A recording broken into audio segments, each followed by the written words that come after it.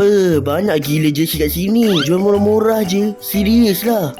25 Disember 2025, time ni mak ayah aku ajak kita orang jalan-jalan dekat Ipoh Perak. Sebab time ni ada jemputan kenduri dekat sana, yang ada 2 kenduri yang kita orang kena pergi. Jadi sambil-sambil tu kita orang pun nak jalan-jalan dah dekat Ipoh ni. Kot-kot lah ada tempat yang menarik untuk kita pergi kan. Jadi video kali ni panjang sikit. Jom kita explore apa yang ada dekat Ipoh ni dan tempat apa yang kita boleh jalan-jalan dekat Ipoh ni. So dah habis pergi kenduri tu, kita orang pun rehat dulu sampai malam. Dan time ni kita orang pun nak pergi kat satu tempat, iaitu Uptown Ipoh, yang ada berbagai macam gerai kat situ. Yang konsep dia lebih kurang macam event lah, ada fun fair apa semua kan. Jadi biasalah bila dah bawa budak kecil ni, mestilah budak ni akan rambang mata dekat fun fair ataupun playground ni. So disebabkan mak ayah aku nak pusing-pusing dulu dekat mana-mana gerai yang ada kan, aku terpaksa teman adik aku ni. Dia tengok macam fun lah juga untuk kita main kan. Tapi sayangnya tak sampai 10 minit kita orang main dah hujan. Jadi RM68 kita orang sia-sia dan kita orang terpaksa pergi ke kedai lain. Time ni baju adik aku dengan aku memang basah betul, basah kuyup. Jadi kita orang pun singgah dekat satu kedai jersey ni, which is jual banyak betul jersey bola yang korang boleh dapatkan kat sini. Daripada jersey kelab bola biasa,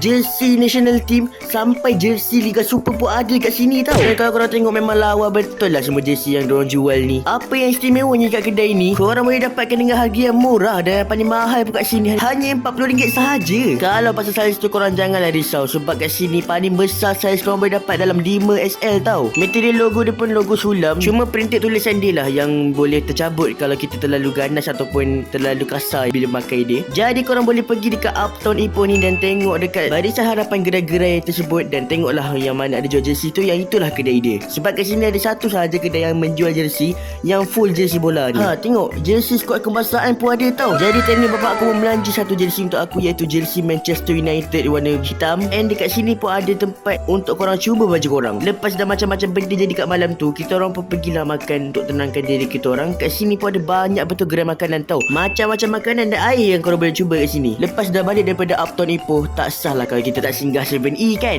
So aku pun singgah 7E kat sini, dan monster kena sikat kat sini tak banyak. So aku pun ambil satu jam boy ni, aku tak pernah ada lagi. So next video kita akan buka jam ni dan kita akan unboxing jam ni.